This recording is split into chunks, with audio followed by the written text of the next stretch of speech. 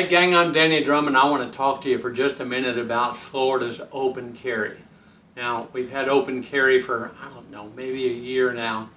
And so I'm not wanting to talk about the law itself, but Publix just came out with something saying that, they used to, when it first came out, they said they're going to support open carry. But now I got a big report that Publix is going to say they're not going to allow open carry anymore. That's what I want to talk about. Now, tomorrow, I'm going to go into the local Publix, and I don't think that they're going to run me off. I don't think they will here in Wildlight, Yulee, Florida. But the other thing about that is I get to reading what people are saying about the open carry, online. And they're saying, oh, if you open carry, then somebody goes in to rob that liquor store, first thing they're going to do is shoot you in the back and then rob the liquor store. I kind of think that's a dumb concept. For one thing, if that was going to happen, Florida was the last of 4 or 5 states to adopt open carry. I've had it in Texas. I did it all the time in Texas. And they've had it in Florida now for a year. They've had it in all these other states. And I think if the first thing people were going to do when they go in there to rob a liquor store or a bank or anything else, I think if the first thing they were going to do was shoot the guy who was open carry, I believe there'd be a lot of news media, talking about it. It's not happening. The other thing is, if you are going to be the one, just say you decide you want to go in there and knock off a liquor store, all right?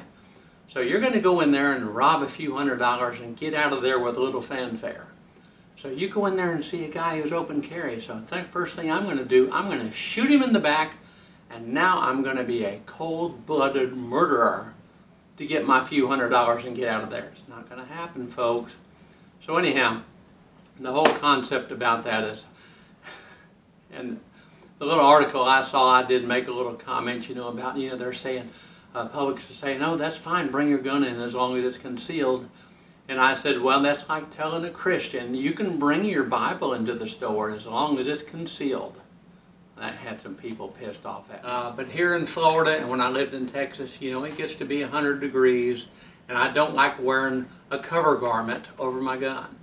I like dressing in a dress shirt, long sleeve dress shirt. Not anything with a bunch of tails hanging out.